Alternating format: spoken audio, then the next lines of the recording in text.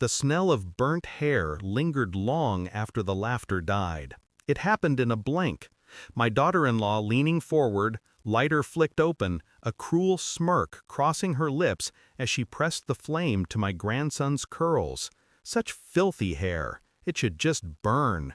He screamed, a sound no child should ever know.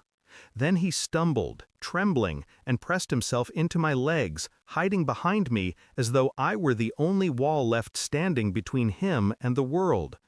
I looked at my wife. Her eyes never moved. Her mouth never opened. She stood frozen, wine glass in hand, as if silence were easier than truth. The party carried on, Christmas lights blinked, music swelled. No one saw, no one cared. But I did. And in that instant something split inside me, clean, sharp, irreversible. I held the boy close, inhaling the bitter stench of singed innocence. My hand stroked his trembling back. Outwardly calm, inwardly already calculating. Because this was not madness, this was intent. And intent demands reckoning. I told myself it was a single act of cruelty. Alcohol, stress, some twisted lapse in judgment. But the truth whispered differently. It whispered in her laughter later that night when she leaned against the kitchen counter and muttered to my wife, "He'll never belong. Not really." Belong. The word stayed lodged in my chest. I noticed then the way she held him at a distance, the faint sneer whenever his curls bounced, whenever his skin caught the light differently from hers. And my wife, my partner of decades, watched, always watched, and did nothing. My son, blind in devotion, called it tension between women. "They'll figure it out, Dad, don't meddle." But I had already begun to see the cracks. Small things at first. Bills tucked into drawers, whispered phone calls on the balcony. My grandson flinching when she drew near. And my wife's silence. The heaviest betrayal of all. I had built a life on vigilance, years of reading people, stripping lies from faces. Now, under my own roof, I realized I had been blind. The boy wasn't hated for what he was hated for what he revealed. I began collecting fragments, quietly. A strand of hair tucked into a napkin after I cut the boy's curls myself. A toothbrush sealed in a bag. I told no one. The test results would take weeks. In the meantime, I studied her. The way she turned her face from him in photographs. The late nights she excused with vague errands. The way my wife never met my eyes when the subject arose. I smiled through dinners. I played the role of doting grandfather, harmless husband.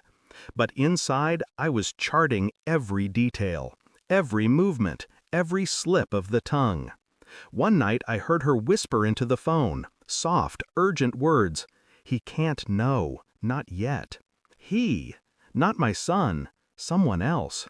I stayed still in the dark hallway, listening until silence fell.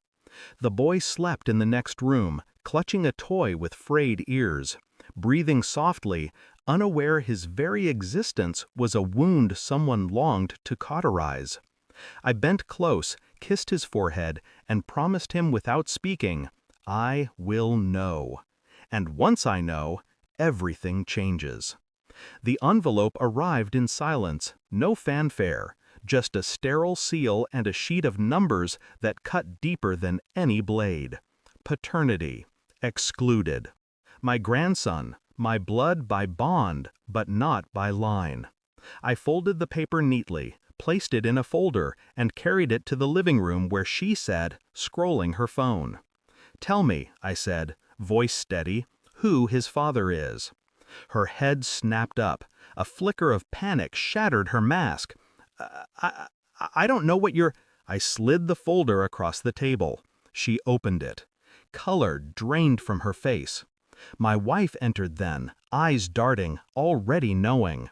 And I realized she had always known. The silence between them was confession enough.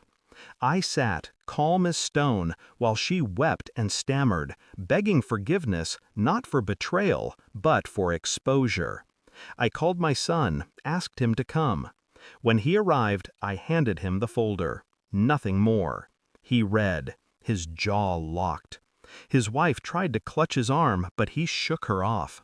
"I trusted you," he whispered, broken. I stood behind him, one hand resting lightly on his shoulder, not as comfort, but as witness. "This was never about me," I said quietly. "It was about the boy, about the truth you deserved." She begged, pleaded, claimed mistakes, love, confusion. Words spilled like water from a cracked vessel, but none of it mattered. The room had already shifted. Control was no longer hers. It was mine. That night I carried my grandson upstairs, tucked him into bed, and sat watching the slow rise and fall of his chest. I felt no rage, no sorrow, only clarity. Betrayal doesn't roar, it whispers, and it waits for the moment you can no longer ignore it. My wife slept in another room, silent behind her walls of complicity. My son sat shattered in his own house, forced to face truths carved from bone. And she, the architect of it all, was stripped bare. I kissed the boy's forehead once more, a promise kept. Then I stood. Some wounds never heal. Some truths never fade. But power returns the moment you stop bleeding for those who cut you. And I was done bleeding. Thanks for watching. Don't forget to like, share, and comment. Subscribe now to Cheating Stories Insight World for more amazing stories.